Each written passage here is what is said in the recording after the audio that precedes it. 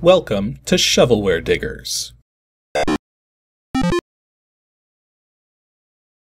Our dig team's currently excavating the Softkey Shareware 2000 Hit Games 2CD collection. You can find a link in the video description containing the entire directory structure of this archive.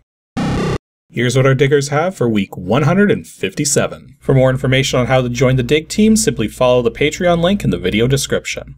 Now without further ado, let's get started. First up, we have a very brief team dig from Yarmalranta and Alex. DOSGAMES /arcade/Cox29. I'm gonna guess this is Caverns of Zascazian just because, oh wait, it can't be. That's way too small a file size to be Caverns of Zascazian. Well, there is a doc file. Not much else to go on here. Cube is a computer version of a once popular mechanical puzzle. Okay. Requires a computer with a VGA monitor, has a different color on each of the 6 sides of the cube, and each side is divided into 9 movable squares. It's already solved when you get it. Each side consists of only one color. So this is basically a Rubik's Cube. Yeah, it's apparently a Rubik's Cube program. Okay, so arrow keys are letters. The arrow keys seem to rotate it. And then you push the letters to spin the specific... Yeah, there it goes. Okay, so... is that literally all there is to this thing? So yeah, I kind of actually suck at Rubik's Cubes, so I am not going to attempt to solve this. And because there's literally nothing more to this, yeah, I think I'm gonna give, Yarmalranta and Alex and other digs, just simply because of the fact that this was really simple. Since that went by super fast, we're going to give an extra dig to Yarmalranta and Alex, starting with DOSGAMES /arcade/EPH6game. I don't have a clue what this is going to be. We got an EPH6_12 executable. CGA.bgi, so clearly something made with a Borland compiler. There's a readme.txt and a read.me too. Okay. Well, let's start with the readme.txt. Hi all, welcome to Ephesians 6:12. The game is to remind you that the real battle going on in the... wait. This game is to remind you that the real battle going on in the world. The real battle doesn't involve guns and bombs, but prayer and obedience to God Word, under apparently the Bible. Okay, so this is going to be some kind of religious game or something. And apparently it's also freeware. And the read.me too starts with, this program has been delivered to you via the Christian Distribution Network, which apparently is a bulletin board system of some kind. And yeah, the read.me too is just nothing but information about said BBS. So, okay then. Let's actually try running this thing. EPH6_12. Ephesians 6:12 by Bob Schenkel, hit space, copyright 93. Hi, welcome to Ephesians 6:12, version 1.1. The goal of this game is to remind you... Okay, we already heard that. Story background. Your best friend has been captured by the enemy and is now being held in the Castle of Deception. Your goal is to rescue your friend while overcoming the enemy's tactics to destroy you. Throughout your mission, you'll be forced to make choices. Avoid those things that will harm you. At the beginning of your mission, much like real life, you'll be forced to make the ultimate decision. Will you serve God or money? That's... I don't think that's, quite the decision. But, let's see. So, controls. Number lock must be on. Good to know. So, we got quit. Or no, the Q is sound on off. That's kind of weird. Pause, escape, increase speed, decrease speed. Oh, speed sensitive. That's going to be interesting. Climbing controls. Left, right, and down. That's just controls for moving. There doesn't seem to be any more controls other than that.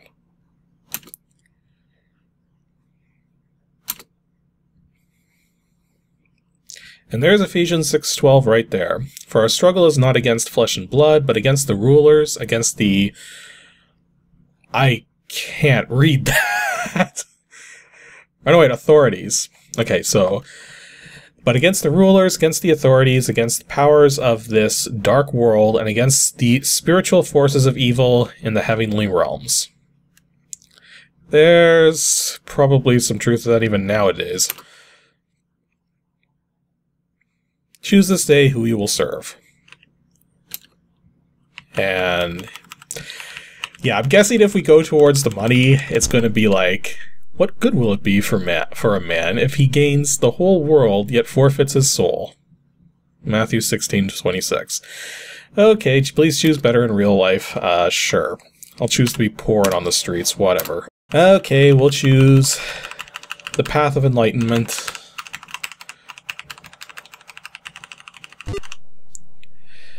Come now, let us reason together, says the Lord, through your sins are like... This is really hard to read. Just putting that out there. This font... Like, I get what they're going for with this font, but the problem is that it's just too detailed a font for this low a resolution. Okay, so apparently our goal now is to get the entire armor of God, which includes the belt of truth, the breastplate of righteousness, the gospel of peace shoes... That's what it says, I hope. Shield of faith, helmet of salvation, and sword of the spirit.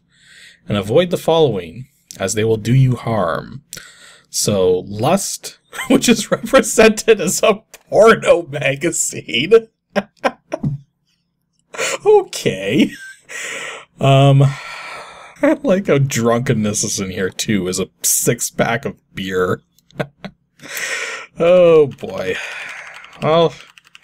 I guess this game knows where its priorities are. Well, the game actually seems to be running at a fair speed as it is, so I don't really need to do anything about that. Although, yeah, it's buffering the keystrokes, so if you hold the keys down, it's not, Whoa, wait, what?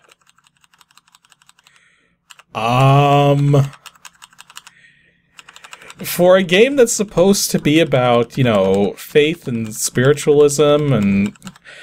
how to live your life best. We seem to be performing some witchcraft in order to ascend here. Because we have the magical capability of infinite jumps. Even from midair. Oh, it's hilarious. Whoops, and I accidentally picked up the porno mag.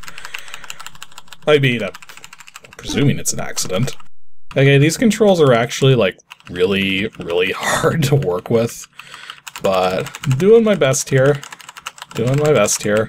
So yeah, so far this is just a really simple game. Just grab specific objects and avoid other objects. Oh, and there's a church. I'm guessing that's the end of the game, or the end of this segment of the game, or something. The enemy is trying to stop you. Build up your strength by reading God's word, the Bible. Man does not live on bread alone, but every word that comes from the mouth of God. Matthew 4:4. Interesting. So we're about to have like a second segment of the game that works differently. And apparently we're going to be firing prayers at the enemy? Okay. And we're using... Oh, wow. We're basically using like almost the left side of the keyboard to direct the direction of firing our prayers. Oh boy. Yeah, prayer fireballs. That's our new weapon. It's even called fire. We're throwing prayer fireballs at like winged demons or something. This game just got like a zillion times more awesome. Like, I mean, at this point, it's, like, hard to know, like, what's gonna come next. But I'm in. Let's see where this ends up. Okay, that's kind of weird. We're gonna get two Bible pages right at the same time. And yeah, they're actually ammunition. So you do have a limited amount of ammo here, and every Bible you pick up gives you more ammo to fire. Did I just find a hidden Bible? This game has hidden power-ups. What?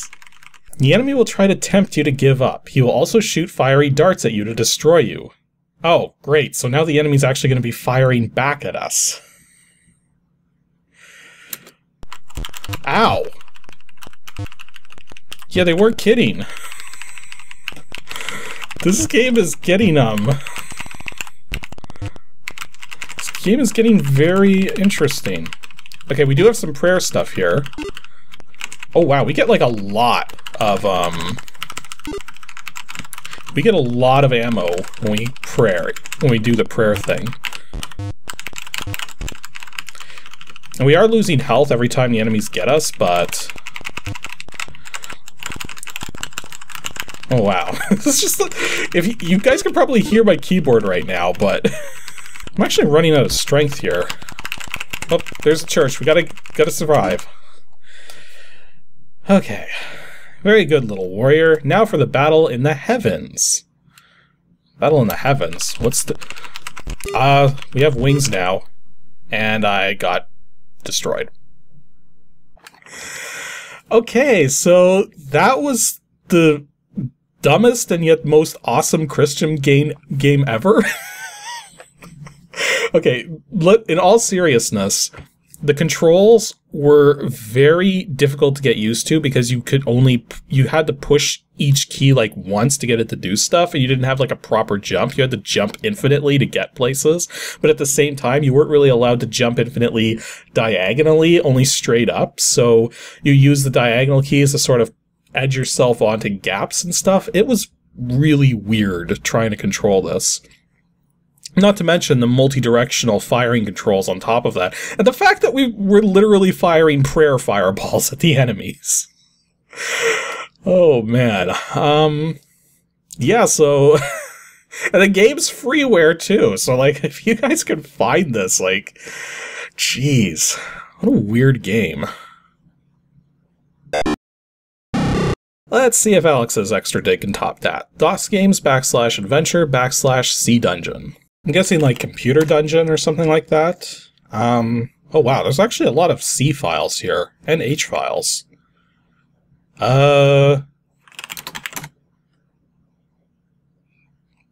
Do we even have an executable? We do.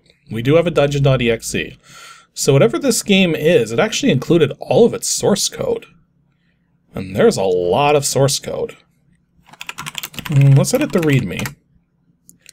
Okay, so apparently this was something that was originally written for PDP-11s and is now someone actually found a way to compile it for IBM computers. Huh. Well, let's see what we have here. Welcome to Dungeon. You're in an open field west of a big white house with a boarded front door. There's a small mailbox here. Oh, we're just getting right into it, huh? Is there help? There is. Okay, so we got some basic commands here. There's a diagnose command as well, which apparently reports on injuries. Interesting. Some objects can contain other objects. Many such containers can be opened and closed. Makes sense. Occupants of the dungeon will, as a rule, fight back when attacked. In some cases, they may attack even if unprovoked. Useful verbs here are attack with... Oh, attack the enemy with weapon. Or kill, etc. Knife throwing may or may not be useful. You have a fighting strength, which varies with time. Huh. So it does seem to be taking things a little more descriptively. Well, let's see here. So, open field west of a big white house with a boarded front door. Small mailbox here. Open mailbox. There's a leaflet. Take leaflet. So, if we look at our inventory, we're carrying a leaflet. Look at leaflet. Okay, so the leaflet is just basically a description of what this is, in a sense. So, look around again. Is there an exits command? There is not. So, I guess we just have to go east then. The door's locked and there's evidently no key. Oh, I'm still in front of the house. Knock?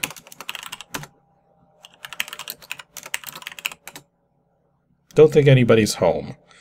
What if we go west into the field? You're in a forest with trees in all directions around you. Further west? Here in the distance, the chirping of a songbird. Okay, further west. Further west. East? Okay, so the forest may not have been a good place to go. One particularly large tree with some low branches stands here. Climb tree. And apparently there's a jewel-encrusted egg in this tree. In a bird's nest. Get egg.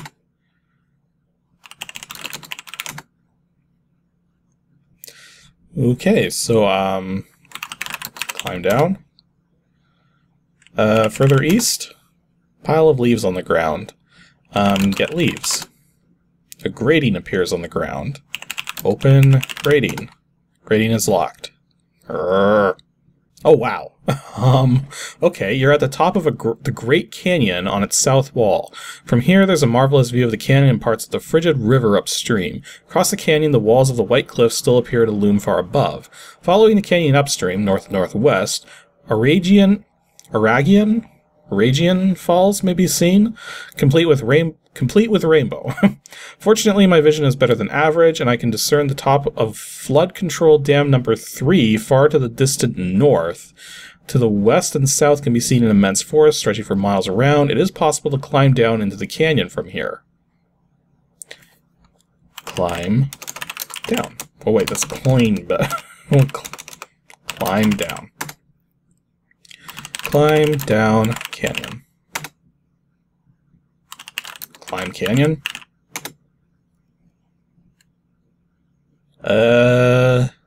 It says I can climb down into the canyon, but I have no idea what verb it wants me to use to do that. Yeah, the forest just seems to turn you around a lot. The directions you travel through it don't seem to make a whole lot of sense.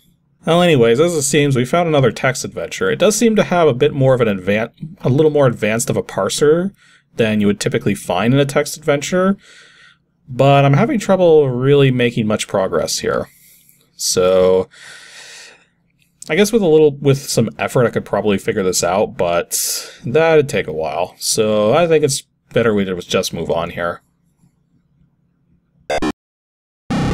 And our last dig for today comes from Christopher Groff. DOSGAMES /sports /HOCKEYPL. Well, clearly some kind of hockey-related game. Capcom. And apparently a hat.exe and a hattrick.batch. And no readmes or anything. Is this going to be like a legitimate piece of software, and as a result of that, it's technically wares?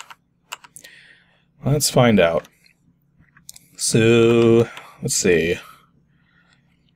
Let's quickly just type out the hattrick.batch. Oh yeah, this is definitely wares. So it's supposed to run the title first, and then the actual exe. Well, the title might be the wares thing, I'm gonna guess. Hattrick. And an interesting way to lay out the function keys. F1 to start, F3 to select player count, F5 to choose the control method. I guess we'll go right keyboard. But then F7, F8, and F9 for the other stuff. Well, it defaulted us to Team USSR, so I guess we're going to be playing the Russians today. So, start game. Okay. Oh.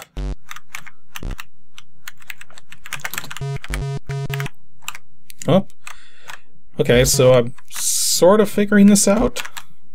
Sort of. Definitely uses the arrow keys.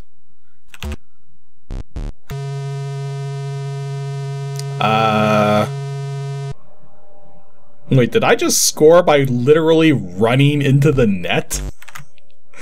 What kind of hockey game is this? Okay, so yeah, this is apparently just a very, very basic hockey game. Where you have two people on the play field. You do have some goalie control. Unfortunately, the goalie control is kind of sensitive.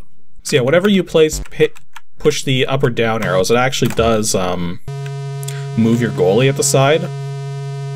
Sound effects seem very basic. Oh, you can hit it at an angle. I'm not sure how. Like, maybe if I was using the numeric keypad? I got a funny feeling this would play better with the joystick.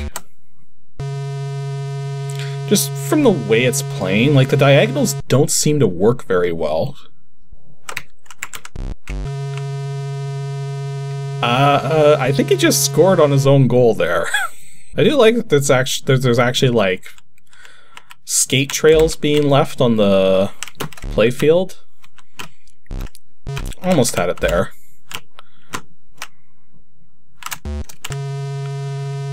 Not sure if that worked out there, but this is kind of random almost, just how well this seems to work out. There's apparently 30 seconds in this left in this match, so let's try to close it out.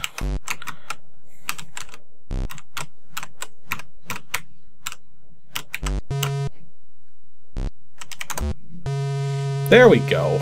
There's a diagonal shot.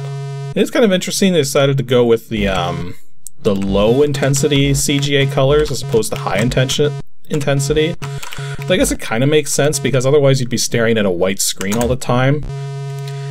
And not a lot of people like looking at the very bright palette if that's all you're seeing for any extended period of time, which I kind of get.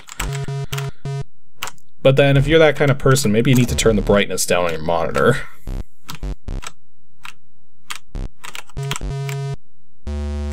And the time is up. Oh, there comes the Zamboni. Doing its thing, clearing away all the little skate marks we made. And it is actually doing that too, which is kind of neat. So yeah, that was Hat Trick, a game by Capcom. Seems incredibly basic. The irony being that this would have been like a full-price game back in '87 when this was made. But I guess for an '87 game, it's not that bad. It is a little finicky with the controls, but you know, it works well enough. And there is a 2-player mode from the looks of it, so there you go.